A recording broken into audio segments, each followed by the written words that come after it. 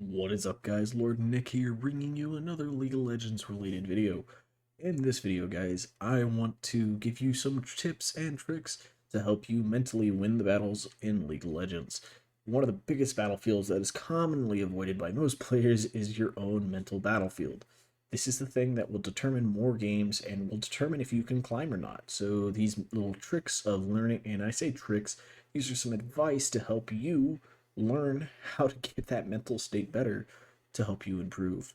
And one of the biggest things people always ask is this going to involve tilting and stuff like that? Yes, there's going to be some how to stop the tilt stuff, and it's going to be general advice that you hear from a lot of other videos. But I'm going to kind of get into some of the more nitty gritty aspects of what allows these things to determine more games than ever. The first thing we're going to start off with, though, is awareness. And this is something you hear from a lot of people, but I commonly believe that a lot of people tell you about awareness as a understanding of something. You know, you have to know what's going on. And I think that that's not synonymous with awareness. And awareness is not just simply knowing you're doing something. Okay, cool, you see it's happening. But you have to be able to see it happen as it's happening. That's awareness. It's more of being conscious of, oh, it's happening right now. Doesn't mean you have to change it right there and then, but now you've seen it happen. You see what happens and how it plays out. And becoming knowledgeable about when it's happening and how it's happening allows you to differentiate just having a knowledge that you've done something wrong to where you're doing it wrong, why you're doing it wrong. These things become a lot easier to track down because of the fact that you can see it as it's happening. If you can see it as it unfolds, you can see all the things that it leads to and the things that led to it a little bit more. Because the general trope that people tell you about awareness is kind of being knowledgeable of your mistakes, being understanding that you made this mistake, this mistake, this mistake, this mistake, this mistake. Looking at VODs can be super helpful, and that's a good way of gaining awareness. But one of the biggest things is once you've gained this identity that, okay, this is a mistake I made, you have to consciously look to see if you're continuously making that mistake, and not just in VODs. You have to notice it when it happens, because if you catch it when it happens, you're currently still in the mindset of what caused you to make that mistake. So you can get the underlying problems, maybe the underlying reasonings as to why you did it. Now, that being said, don't become defensive of that reasoning. Just because you know the reason why you did this thing doesn't justify the whole mistake as being a proper reason for doing something. You know, rationalizing mistake doesn't give credence to the mistake. It just tells you why you made it.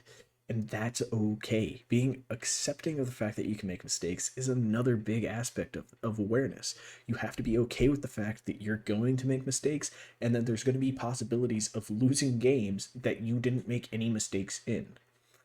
And that kind of leads and blends it and lends itself into the next topic, which is stopping the tilt. Tilting is definitely one of the biggest things that holds people back.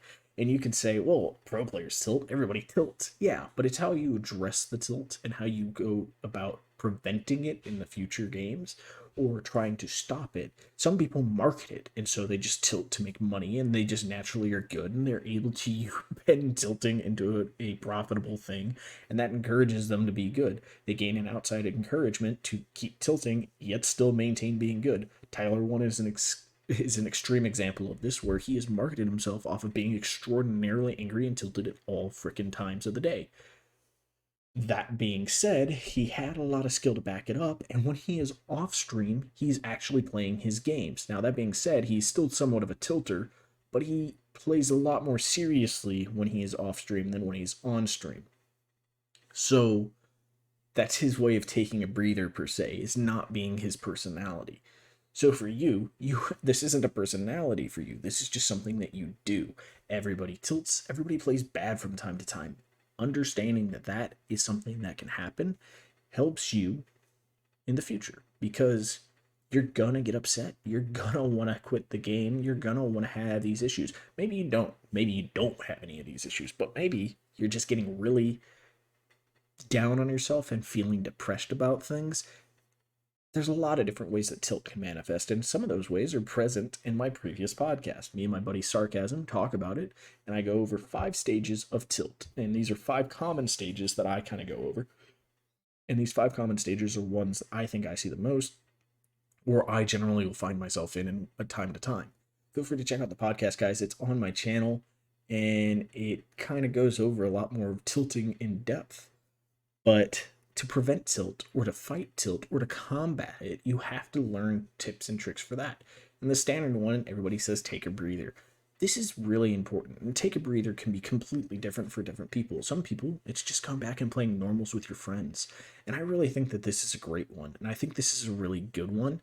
As long as you have a casual friend group that wants to play the game just for fun, maybe you're playing ARAMs or the custom or the new game mode or customs, or you're playing just normals, this is a really good way. One, you're still playing League, so you're getting that, that junky fix that we all kind of need to play League of Legends for.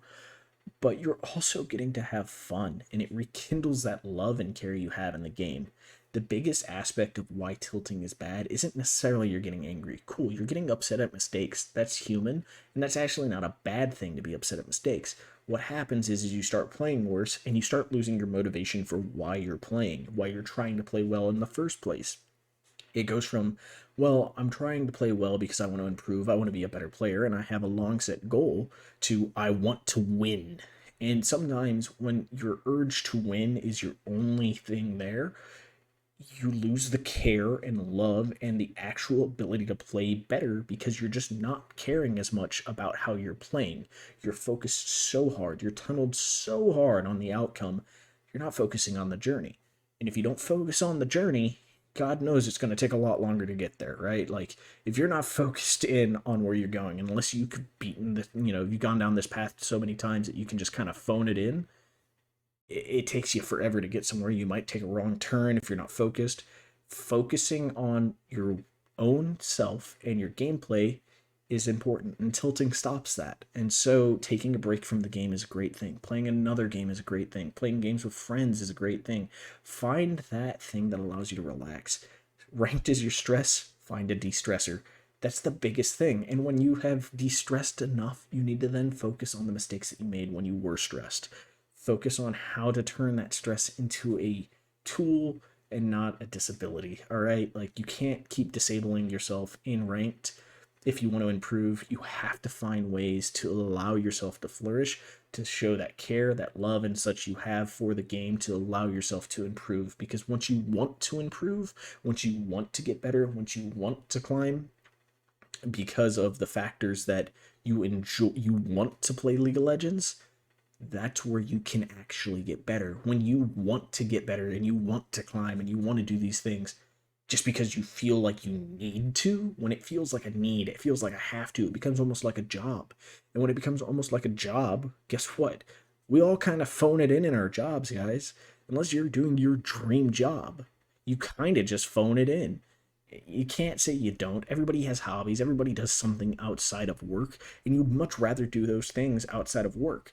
So if League of Legends is becoming a job and you're not getting anything back for it, why are you doing it? So assessing, again, here's another why question for you. Assessing your reasoning for wanting to do this. And this kind of goes into the very next topic. It's very natural flow. You see these segues, guys? They're freaking phenomenal. Next one is determining your reasons.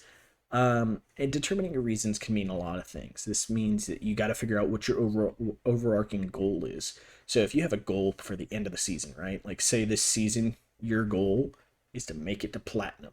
You're a silver player and you want to make it to plat. Well, that's a great goal to have. How the hell are you going to do it? Your response is going to be, well, I'm going to play games and I'm going to get better and I'm just going to climb and I'm going to carry my bad teammates. That's a great starting point. Make some milestones along the way, guys. As you're playing, as you're becoming more aware of yourself, as you're becoming knowledgeable about your mistakes, set a milestone of how to improve those mistakes. As you start making those mistakes less and less, you're going to see natural improvement. As you see yourself staying happier more often, you're going to see natural improvement. As you see yourself enjoying the climb, you're going to see natural improvement. If you hate every moment of the climb, if you dislike your teammates, if you have all these negatives compounding you, you're not going to enjoy it. And if you're not enjoying it, The goal is no longer a goal of, ah, oh, yes, this is going to be, you know, there's going to be a couple of things that this goal is going to become. One, it's not a happy achievement anymore. It's a have to. You have to acquire it. One, it becomes a bit more of an obsession, which in moderation, obsession is good. When it becomes, fanatical, there's a problem. And we all hit those points where it becomes somewhat fanatical. Two, you're not going to be able to focus on the small things. The small things don't matter as much. So these small milestones that you'd set for yourself just don't end up meaning anything. There's not an accomplishment feeling to it, and thus you're not enjoying it. And then three, one of the biggest problems that comes with this when it becomes an unhealthy obsession to reach this rank is you're easily going to become frustrated when somebody blocks you from it. You're going to run into games where you're going to have somebody that's just trying to lose the game. If you let that just drive you mad, drive you angry, you're going to start losing games for yourself more. You're going to become that person whose team is dragging them across the finish line more so than you helping them get there. And vice versa, you're not going to be able to drag them all the time. So you really have to assess what your goals are and set these small milestones, set these small achievements, make yourself happy you're reaching them. And along with these milestones, you have to make sure you're playing for a good reason. You're playing, one, because you enjoy the game, two, you want to get better because of your enjoyment of the game, and three, it all comes down to you, right? Like, this is, why are you playing? Determine your reasons. And if you don't have a good reason, if you're playing it just because you've played it for so long, because you want a competitive aspect, ask yourself, why aren't you playing another game? Maybe there's another game that you're just naturally better at. Why aren't you playing it for competitive? Well, you don't enjoy playing it for competitive. Do you enjoy playing League for competitive? No. Then why are you doing it? You see how the whys keep coming up here? You have to understand reasoning.